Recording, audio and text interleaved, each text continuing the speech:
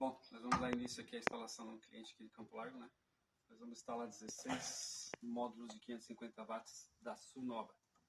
Também temos a instalação de um inversor da WEG de 6 kW.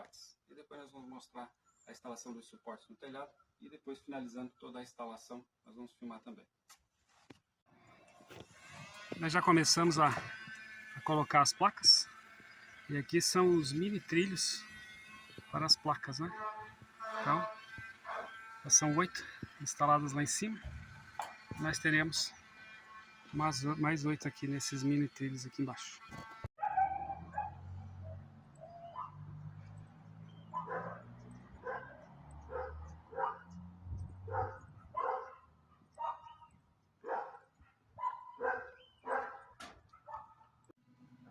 Então aqui a instalação do inversor WEG de 6 kW.